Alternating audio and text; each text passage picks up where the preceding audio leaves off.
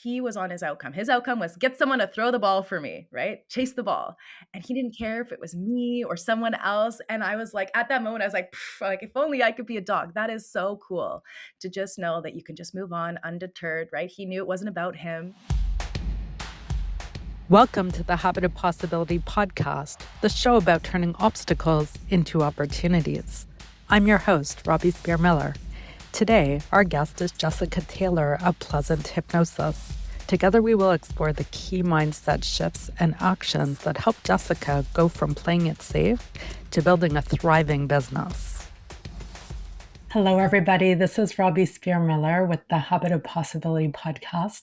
And today we're welcoming Jessica Taylor, who is a hypnotist and business owner in Vancouver. She owns Pleasant Hypnosis, and she is a person who mentors here to build her hypnosis clinic. And I'm really excited to have this conversation to talk about the journey from becoming an entrepreneur. So before Jessica did this, she worked as an employee, as did I. And we were just talking before we started this recording that both of us as kids were entrepreneurial and we got involved in various things. But as adults, we really weren't clear about how to translate that into earning an income as an adult and making that work as a career. And so I know for myself, it was a bit of a mystery when I would see other people own businesses or do entrepreneurial things. The bridge from where I was to getting to a place like that was a mystery. And I've discovered how to do it by having some great role models and mentors, as has Jessica. And so we're going to explore with people what that's like so that people who are considering becoming an entrepreneur, or maybe you've dabbled in things but never really followed through and made it really work for real. It'll give you some ideas of what this journey is like and what the benefits are to pursuing this possibility. And I don't know about you, Jessica, but I would never go back to being an employee unless I really had to. Right? Yeah. Even if I No. love what I do, even if I didn't do what I do right now anymore, I would find some other way to be an entrepreneur because, there's just so much more richness to it. So welcome, Jessica. Thank you, Robbie. Thanks for having me. Yeah, and I totally agree with you. There's so much more flexibility to being your own boss, to having your own business and running the show and making those decisions yourself. You decide if you sink or swim. Mm-hmm. Yeah, that's right. So start by telling us a little bit about what made you decide to build your business and what was it like early on for you? Well, when I first decided that I wanted to, study hypnosis, right? Because that's really what I'm in the business of hypnosis and change. And when I first started to look at it, I was looking at it from the perspective of, oh, I'll go and I'll get trained, I'll get my, certification, and then I'll work in someone's clinic. Right? I will go and work for someone, even though I'm getting this skill that is totally useful as a business model of its own. I'm imagining like, oh, I'll go and do this, and then someone will hire me, and I'll give them, 30% of my income forever, and like, that'll be it. And coming to the training at Hypnosis Training Canada actually shifted that for me, because when I walked in the first day, that was the plan, right? And throughout it, listening to the other people who were in mentorship and how they had their own clinics, and looking at the model and how it was actually totally viable and actually one of the coolest jobs in the world, and gives you so much flexibility, and you can choose to make as much money as you want to by seeing more clients, and have more flexibility and take time off if you want to see less. And it was so clear that it made sense as a business that I was like, okay, cool, and was able to shift to going, okay, so now how do we make this a reality? Mm-hmm. Yeah. Yeah. And so at first, when you came, you were looking at kind of like getting another certificate on your wall, another qualification to go Exactly. serve people or to say you know something, but you weren't looking at it as a way to earn a good living. It was like you were going to keep yourself uh, a slave to working for others forever. We'll put it that way, right? Because Yeah. ultimately, the person who takes the risk is the one who makes the money. And my mentor, Scott McFall, says job stands for just over broke. And so yeah, I have a neighbor who jokes about how you go to work and you make some money and then you pay your bills and then you start all over again and it just goes around in a circle. And when you're an entrepreneur and a business owner, you can create more wealth in your life because you have choices about, the sky's the limit in terms of where you go with that. So it's learning how to live from that place or look at opportunities that way. Yeah, exactly. It's so much more flexible than trying to ask your boss for an extra shift or a raise, you know? Right, or a raise, that's right, and Yeah. you're asking Mhm. and begging for it, and, Mhm. in my experience, there are, of course, ups and downs when you own a business, there are forces beyond your control. If you're really engaged in the business and you're looking at opportunities in a useful way, generally speaking, you can find ways to increase your income if you really want to. And it's just available to you. Whereas if you work for somebody else, they dictate how much you can earn or not earn. And it's not necessarily related to the actions you're taking. So you're not necessarily rewarded. You are not rewarded for the contribution you're making, if that Yeah, makes sense. But when you own a it does. business, you can be rewarded, and it's up to you. There's no, manager or business owner or, what it's the value you're actually delivering that determines how much money you make. Yeah, if you're actually providing value to the clients and then you can continue to do that, you can go out and make it as big as you wanted to. I used to look at it as like having a stable 9 to 5 where you're working for a company, that's the safe option, right? You know Mhm, exactly how, where your paycheck's coming and how much it's going to be, right? And you can kind of like have this idea of that. But I realized that going into business makes it even safer because you can make more, right? You can actually go, okay, if I need more, I can work more this month. If I need less, I can work less this month. And it was so very liberating to have mhm. that realization. Yeah. Yeah. Yes. Yeah, that's great. Another thing that I found really interesting as a business owner is you really get to enjoy the adventure of getting to know all kinds of people. I mean, we do that anyway as hypnotists, but because we get to know other business owners and just people in various capacities, it could be like, you know, charity and fundraising or that kind of thing, that you really connect with people you might never have met if you were working at a job or doing something else. So it opens up your world in a lot of interesting ways, whether it's people or travel or new challenges within the business to help grow the business. That there's so much diversity there that it never gets boring. There's always something Mhm. new and there's always something to stretch for. Yeah, it's true. I mean, my social life has been really well affected by becoming a business owner because I had to get really into networking and making connections purposefully with people. And I've met so many people that I never would have met, sitting behind a receptionist's desk or, Mm, even answering calls. Like this is yeah. it's an invaluable resource more than even just knowing these people, but now being able to tap them on the shoulder and be like, "Hey, I have a question about XYZ," and they're an expert in it, right? Like who else gets to Mm, go for dinner with a lawyer and have, an hour-long conversation about about, the questions that you have with them, and they're happy to answer it because, you guys are enjoying a bowl of pasta together and, you're a part of the same group and you're working to support each other. It's been a mm, pretty cool experience having that as an opportunity because you don't really see employees at networking events, maybe at a chamber of commerce meeting, but again, they're just there because their boss sent them and they're like, I don't know, I'm getting paid for this and I heard there was going to be snacks. Right. yes. Yeah, it's a different mindset for sure.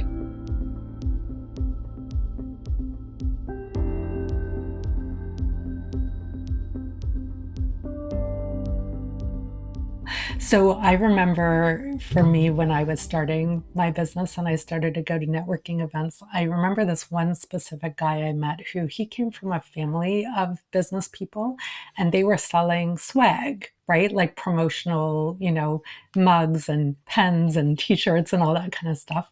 And, he had basically inherited this business and was building it further.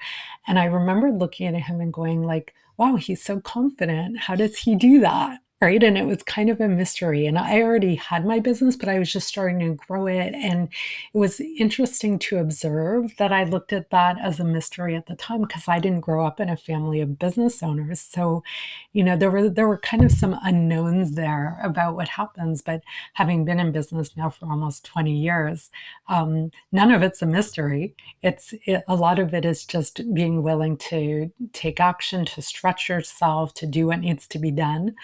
And by those actions, you build confidence.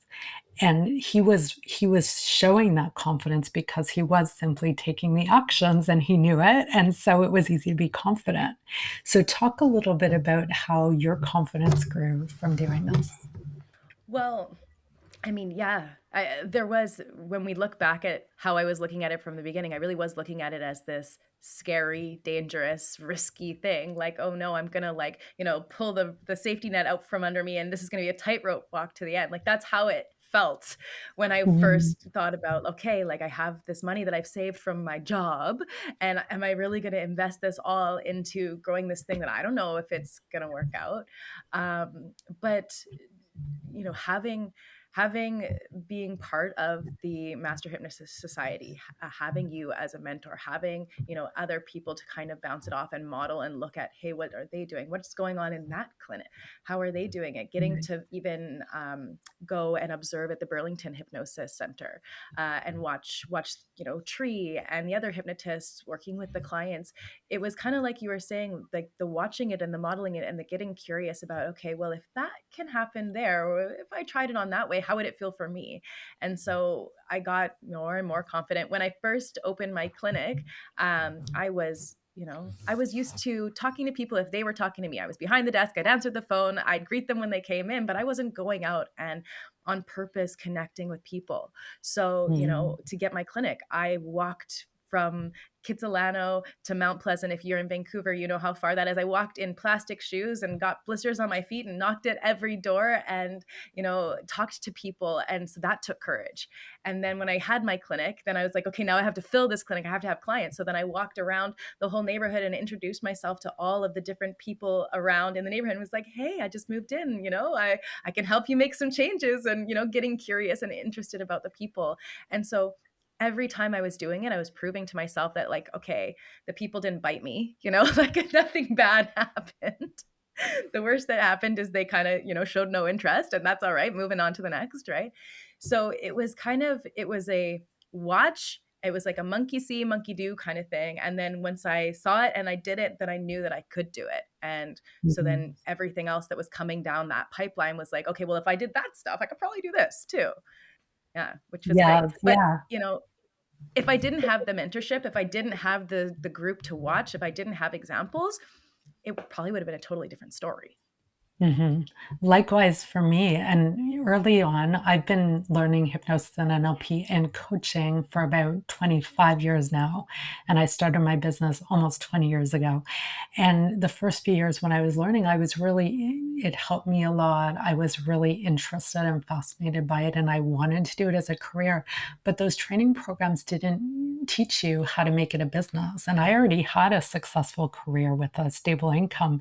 So there wasn't a clear path to create it. And so eventually I started to connect with people who did know how to teach me how to make it a business. And I think that's what a lot of people are missing. It's not that they're not capable, it's that they don't have an example to follow to discover that they can do it. And once we've followed an example enough, then we can go do more things on our own. But there is a path to be taken. And even just with working with the thousands of clients over the years, one other thing in general I've observed about humans is that the level of accomplishment that various clients had wasn't necessarily related to what I observed about their talents or skills or abilities. It was what they believed was possible for them. And so Mm, if you seek out a way, if you want to build a business, whether it's as a hypnotist or a coach or a therapist or really any kind of business, we help people in, insurance, we help spas, we help people who do recruiting or bookkeeping or, any business to become your own boss and be an entrepreneur, you simply need to be willing to seek out a path and find people who can help you create that path because you don't need to reinvent the wheel. It's unnecessary. But you want to find somebody who knows enough to help guide you. It really makes it more reliable and simpler to build a business that way. So, mhm. I think that my hesitancy to start this business when I didn't have that kind of support was merited. Like I didn't see enough evidence that there could be a path. But now that I've done it, if I wanted to start another business, I have a model and I help all kinds of people build businesses. So it's there, but you're not born with it. You have to develop it somehow. I was just having a conversation at a women's networking event yesterday with somebody who is, she's part of a a network of businesses, but they didn't really give her, the instructions, or if they did, she kind of ignored them. And she said, she lone wolfed it, but she's regretting that Mhm. she lone wolfed it because it didn't set her up for success the way she wanted to. And, Yeah. it reminds me of, some of the teachings here, like you have to learn to do it a way before you do it your way, right? Like you got to do Mhm. it in a way Yes. that works first, and then you can tinker, right? And see if you Yeah. can make it better. But Yeah, so for people listening, no matter what kind of business you're looking at starting, for sure somebody else has done something like it, right? At least something like it. There's a model out there for you. And I would really recommend seeking out those resources because you'll be much more successful that way. Yeah, yeah, yeah, if only great. everyone could have a Robbie. So, Jessica, for you, when you were, I remember when you first started to build your business and connect with people, one of the things that you and I did was helped you be more confident reaching out to people because you were worried you were bothering them or they wouldn't like you or something like that, right? And some people are shy. I know you're not shy. I am a shy person. And when I first started networking, it was challenging for me. I really had to learn how to navigate that and how to be in a useful mood for it and realize it wasn't as scary as I thought it was. So talk a little bit about how you like the steps you went through to discover that it can actually be fun and interesting. Yeah, I mean, you're totally right. I'm not a shy person, but I was always the kind of person that I'd be the spectacle and people would be like drawn into the spectacle, like they would come to me, and I never really had to go out of my way because I was always an employee. I never needed to make connections. I never needed to have, a reason to go and reach out and, bother people in my mind, right? And so when all of a sudden I am going, well, I'm in the business of helping people, and I need to get curious and I need to connect with them, and I need to, have them know that I am here for them. Right. Mhm. So, yeah, I was terrified at first. I was like, oh no, people are gonna, they're gonna hate that I'm trying to talk to them. They're gonna think I'm a weirdo.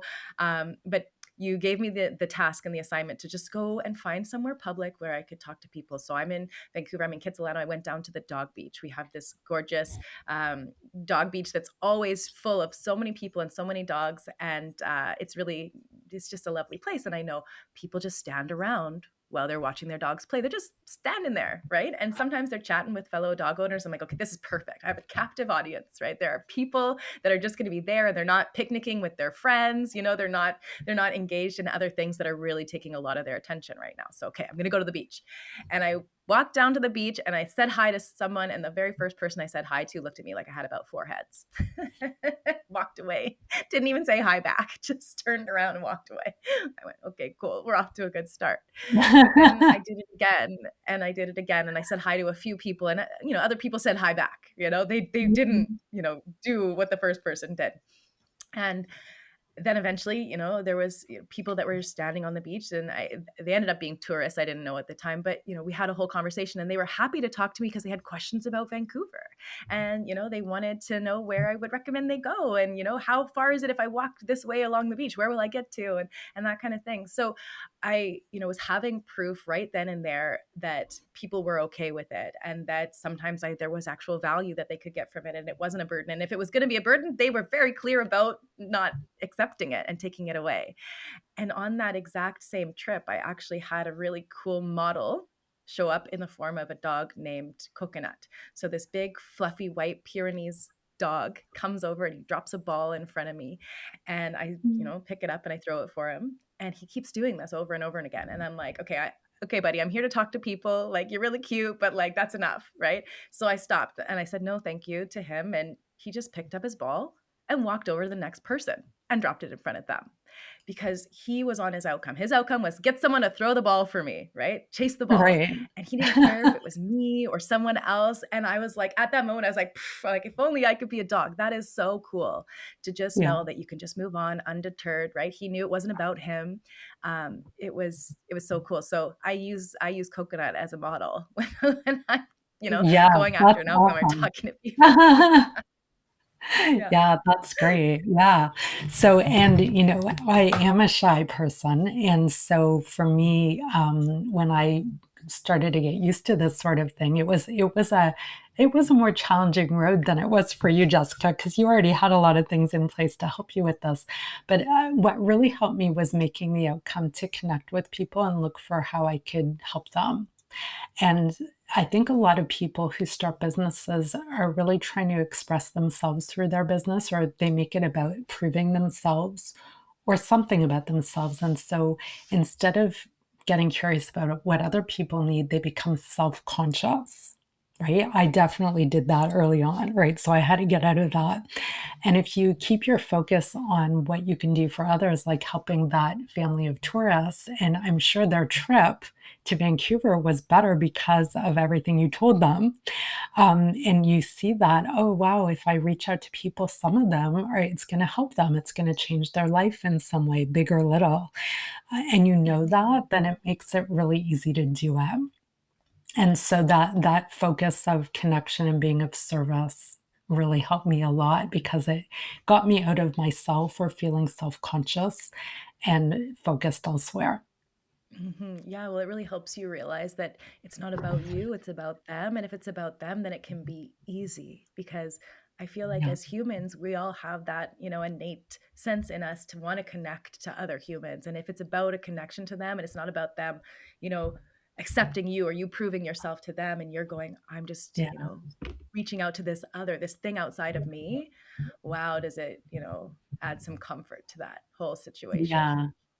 It makes a huge difference, and I know some people who have these really successful careers who work for larger companies, and so they have a job within the company, but they've done well for themselves, and sometimes they talk about leaving and doing consulting work or starting their own business, and the biggest thing that they seem to have in their way is that even if they're in a marketing or sales role at that company, when they're representing themselves in their own business, it shifts how they look at it. So if they're doing it for the bigger company, they just go, oh, this is my job. This is my role. I'm just going to do it. And when it's their own business, all of a sudden it becomes very personal to them. And the pressure is much greater that way.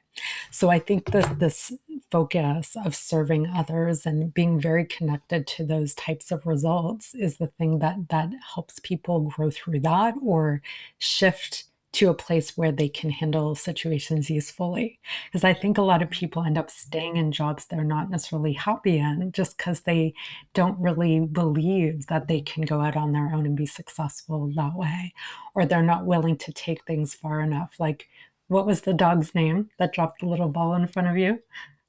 Did he have a Coconut. name? What It was was it? coconut. Coconut. Coconut. Yeah, he was Okay. a big, white, fluffy Great Pyrenees coconut, Yeah. of course. That's awesome. So if we could all be like coconut about the outcome for others, that even if we drop that ball in front of a number of people and they don't pick it up, we've got to keep going, right? We learn from it. Maybe we learn what type of person to drop the ball in front of or when to do it. So we can shift how we're doing it, but to be willing to keep going because a lot of people just Mhm. give up too soon and they come up with a reason why or an excuse or they let something in their life distract them from following through. So when you're starting a business, I almost look at it like the business needs to be in an incubator. And so we need to protect the viability of the business at the beginning because there'll be ups and downs. It doesn't all go smoothly, but if we keep our eye on where we're going, it builds into something and it can be something very significant. Like I know, Jessica, you've built a significant size business and you're not in an easy location. Vancouver, it's a big city. It's a big, expensive Yeah, city.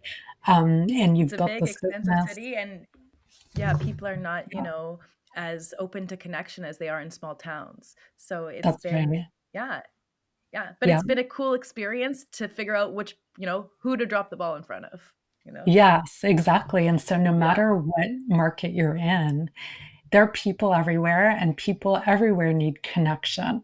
In a big city, in a small city, right? In a more remote community, and you're just looking for how to connect with that need for connection or the need for service that other people have. There's always a way to make it happen, and I think that your situation is a great example of that. You gotta be willing to be coconut and be coconut Mhm. long enough that somebody's gonna throw that ball for you. Yeah, yeah, exactly. Long enough. And I feel like having mentorship, seeing the other clinics and where they were and where they started from also helped Mm, be willing to stick it out long enough because there were months where like, maybe I'd get one new client at 50% off and that was it for the whole month, right? And I'm going, how am I going to pay rent, and so being willing to not go, okay, well, I should just go back and get a job, right? Well, I should just give this up mm, and go get my 40 hours a week. Knowing that, okay, if I do this long enough and I hone my skills and there's enough people that get awesome results and they go and tell their friends and I connect with I keep going that I can get to where I am now, where the business is flourishing, right? It's doing yeah. it's doing what it needs to do and lots of people are getting help.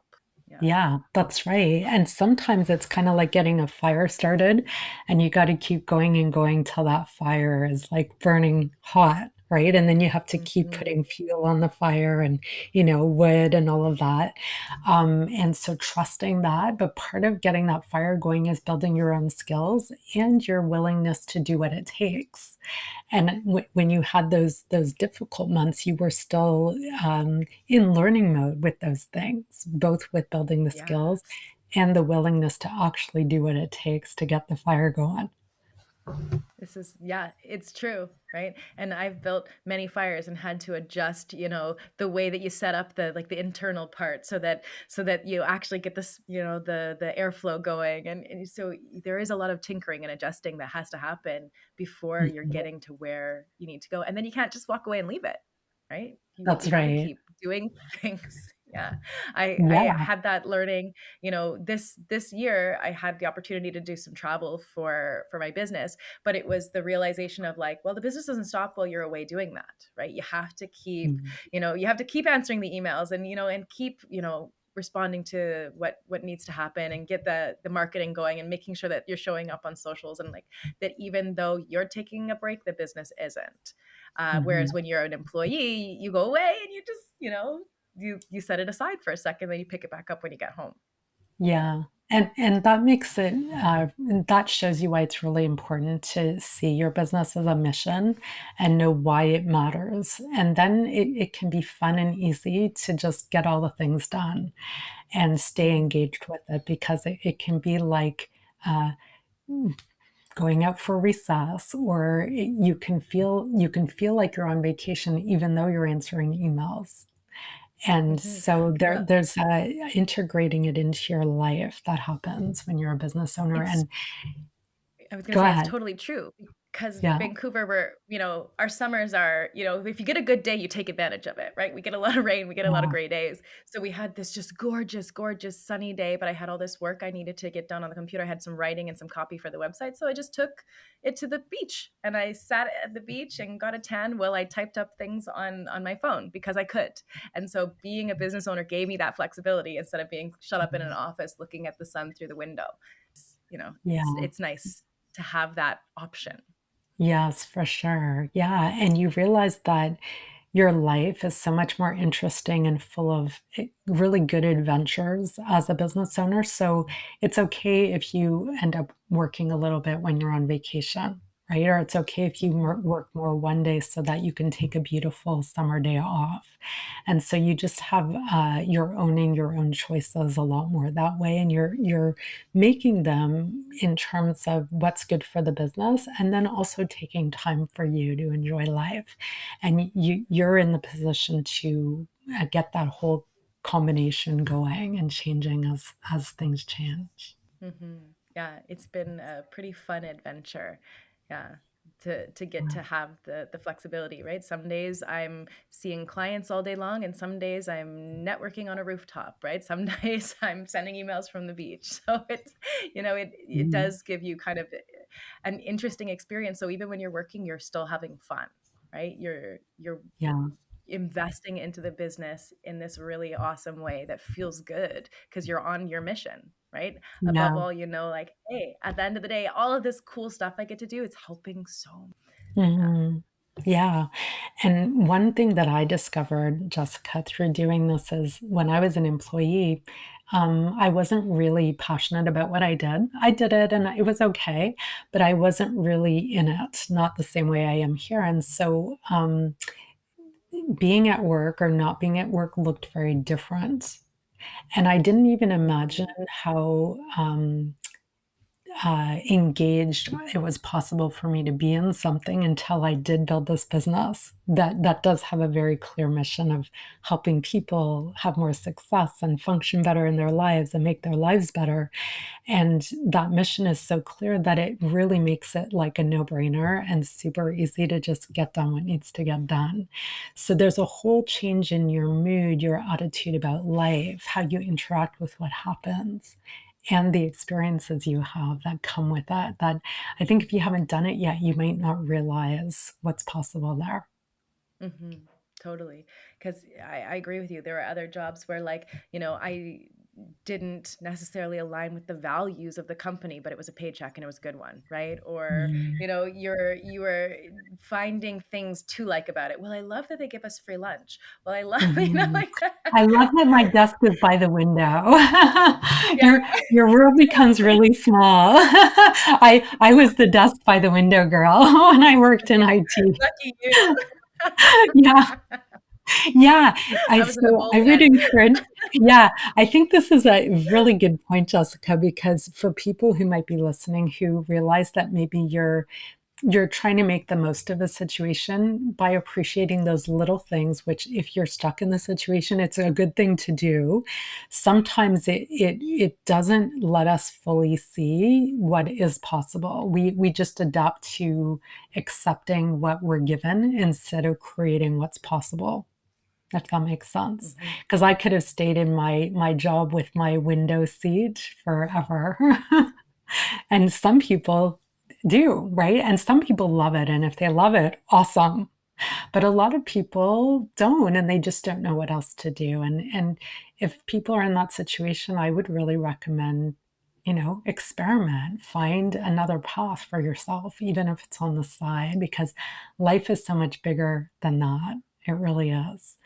And I have a very good friend who she has a very successful career working in consulting and was employed until about a year and a half ago, consistently headhunted for her whole 40-year career. No, 30-year career. And all of a sudden, she got laid off. And so she started networking. And she told me that she realized that it added this other dimension to her life because she found interesting people. She started collaborating with people on interesting projects where they were bringing their experience together. She got new career opportunities through it, but it kind of opened up this world to her that she hadn't known before when she was just working in a very impressive position at a big business, which I'm sure had interesting things about it. But the variety and the creativity that comes from this is really amazing. Yeah, I'm having a very similar experience to her. It's been wonderful to get to meet people that are interesting and have something to bring to the table or a value to my clients. Like I see a lot of weight loss clients, and so it's been cool to bring nutritionists in to talk about, what to look for in their body, how it feels, the foods that are useful to fuel it, right? Because I am not a nutritionist. I can't give nutrition advice, but having Mhm. somebody that's, a really wonderful resource that I can connect my clients to, it's an added value. And it's just such a beautiful synergy to have that because of the networking, because of having my own business. If I was an employee at somebody else's clinic, I probably wouldn't have that extra value to add to the services that I'm giving. Mhm. Well, and it's interesting to look at this because if people who are listening are employees, like maybe some of our listeners are employees and they love it and they want to keep doing it, that's great. I would suggest handling it in a way that is more entrepreneurial, even if you work at a company, to look for opportunities to make it more interesting, connect, and get to know the people you work with in different ways. Because I bet there are things about the people you work with that you had no idea about, or ways you could collaborate that you hadn't even imagined. So I think that there's a way of looking at things that can be true, whether you work for yourself or you work for others. And your employer, if they're a good employer who values your contribution, they'll appreciate that you're getting creative and finding interesting ways to be of service. So that would be a good way to go if you're in that situation. Yeah, of course. And I mean, like, taking it back to what you said before, if you're well and truly stuck where you are, making it as good as it possibly can be, right? If this really is your only option, well, how can you create it the way that is the best for you, Mhm. in your particular environment, right? Right. Yeah. Yeah. So instead of settling for the window seat, which is lovely, and I'll always love a window seat, to look at what's possible, right? How can you make it Yeah. better? And my husband, who's been an employee almost his whole career and loves it and wouldn't want to be an entrepreneur, he can be entrepreneurial within his position. And one of the things he does is when he's at a new company or in a new role, he makes a point of looking for something he can do that he finds interesting and that can also serve the company, but nobody's asked him to do it. And he'll go and he'll get all the work done they've asked him to do, but he'll do this in addition to make his life more interesting. But they're so impressed when they see what he did. And so it builds this credibility for him in the company that he's functioning at a impressive level and it makes an impact. And I think that's a really great way to handle being in an employee situation, both for the person and the company. So I really, admire his ability to do that. Yeah. Well, it adds to the purpose, the mission portion of it, right? Giving him something that he Mhm. does feel excited about, that he is engaging with, right? Um, it's a reason to get excited about going to your job in the morning, right? Yeah. Yeah. Well, and a lot of people are looking for this elusive sense of happiness, but some people say that happiness is in being of service or having a mission. And so no matter what your life situation is, I think it's really great to clarify what is that for you and how are you interacting with your situation in a way where you're serving that mission, whether you work for Mhm. yourself or you work for others. So I think that's a really great way to view the world. Yeah, absolutely. I mean, I hear it all the time with clients when they come in, we're looking at what's your outcome, and sometimes they'll be like, "Well, I want to just be happy." Yeah. Going, "Okay, cool. Like, how do you wanna make that Yeah. happen for yourself?" Like, right? Are you gonna be happy if you know that you're, working on your purpose? Are you gonna be happy if you know that you're connecting really well with your people? Like, Yeah. what's that, what's gonna create the happiness? Happiness doesn't just come out of thin air. Right, it doesn't really mean Yeah, anything, I think is what it is, and exactly. yeah, Yeah, and, when you look at being a kid, like, when you're young, everything's in front of you, and every year you grow and you develop and you have different experiences simply by the fact that you're a kid, and that's naturally what happens, and I think sometimes as adults, we lose that spirit to life. I think that that's where a lot of the juicy happiness is, even in the ups and downs, because it doesn't mean you're happy every minute of the day or that everything's going great, but it's showing yourself what you can do or accomplish or give or be of service. And that feeling is really the thing that I think most people are looking for. But they're imagining that if they lie on the beach, they'll be happy. And yeah, they might be that's kind of bored. the yeah, yeah, that's like the retired person's version of having a window seat at the Yeah, office, right? Yeah, I think there can be a lot more to life than that. But some people are yeah. just trying to escape where they're at, so it looks like this ideal scenario, and, yeah, it usually doesn't quite work out that way, so Mhm. It's yeah. so true, right? I'm just thinking back to, like, even when I had the opportunity to do a little travel, I was in the Dominican Republic for less than 72 hours, like, it wasn't even 3 full days that I was there, and I even then didn't spend the whole time just lounging on the beach because I got bored of it. I was looking and I was going, "Okay, how can I do the pool Zumba?" Or, like, "What can I go and do that's gonna be interesting?" And, like, maybe I'm connecting and having some fun with people, just laying around and, reading this book. I thought that maybe bringing only one book is a risk. Maybe I'll get through two. I didn't even get through the first three chapters of the first one. I thought, I wanted something to do. And Yeah. so, yeah, I think having a purpose, having something that you're chasing and getting excited about really that's the juice, right? Yeah, right, and Yeah. I love reading books, it's an awesome escape, but if you spend too much of your life doing that, instead of living your own life, you're living your life through other people's stories. Yeah. So, it's really good to look at it like you're creating your own story. Mhm. Yeah, Yeah. much more interesting that way. Way more interesting. In fact, I did end up finishing the book and I went, "Nah, it was kind of a waste of time." Amazing how things look different when you're really living Right? your life. Exactly. Yes. Yeah, that's awesome. Great. Is there anything else that you'd like to share with people that you think would be helpful? Well, I mean, for me, it really has just been a matter of looking at what's possible, looking at where you want to go with it, and then kind of checking back in with, okay, now what attitude do I need to shift? What action do I need to shift? What needs to happen Mhm. to make that a possibility rather than thinking, well, this is all I have right now. And so from where I am right now, of course, that's too far away or impossible. So looking at where you want to go and then checking in with, well, what needs to shift, what needs to be the truth to make that possible. Mhm. And believing you can learn how to do that, because however you are Yeah. right now, it doesn't need to stay that way. And Jessica, both you and I are living proof that that's true. And really, all the students here, because we're all here to stretch ourselves and show ourselves what we can do.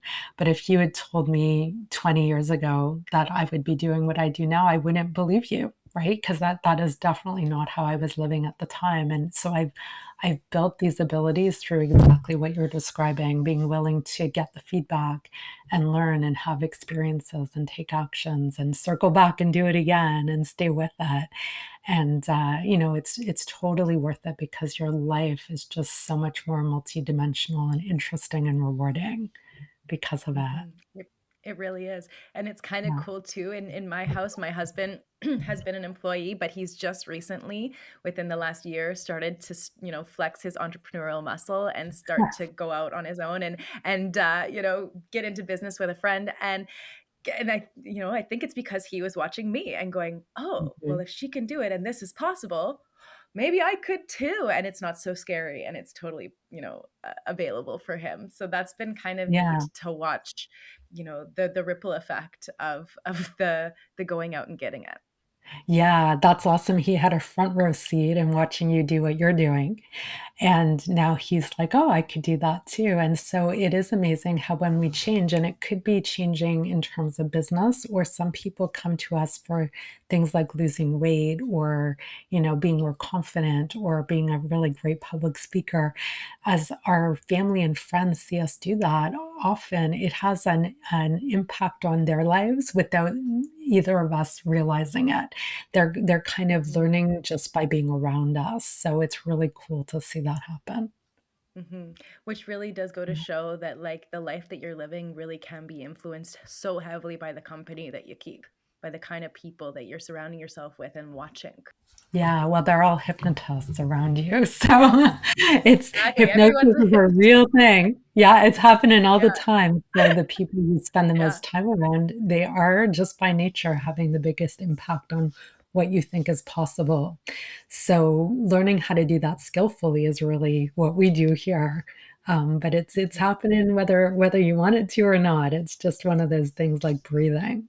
So it's good Yeah, exactly. to put that on the table and be more mindful of that. Mhm. Yeah, Exactly. great. I'm like, if it's happening anyway, why not, choose the way you want it to be? Right. Yeah, you're only living once, so you may as well make it the way you want it to be as much as possible. So, yeah, you may as well have the courage to take advantage of the opportunities. Yeah. Yes, absolutely. Yeah, great. Well, Jessica, tell people how they can reach you. So I'm located in Vancouver, but I see people in person and online. So if anyone wants to reach out, they can do so at pleasanthypnosis.com. There's a way to contact me through there, and you can also find me on social media, Instagram and Facebook and YouTube at Pleasant Hypnosis. So I make it really easy for everyone. It's all the same, Pleasant Hypnosis, and you'll find Jessica. Yeah, awesome. Great. Well, thanks so much for coming on the podcast. Yes, thanks for having me, Robbie. This was great. If you're interested in connecting with me and learning about personal and business coaching, consulting, and training opportunities, go to mindlinkconsulting.com or hypnosistrainingcanada.com and schedule your free consultation. Let us know what you think of the show. Reach out to us at mindlinkconsulting.com. And if you like this show, please rate and review us so other people can find us too. Thanks so much for tuning in. I'm Robbie Spier Miller, the host of the Habit of Possibility podcast. Tune in next time to learn more about how you can turn obstacles into opportunities and make the most of your life and career.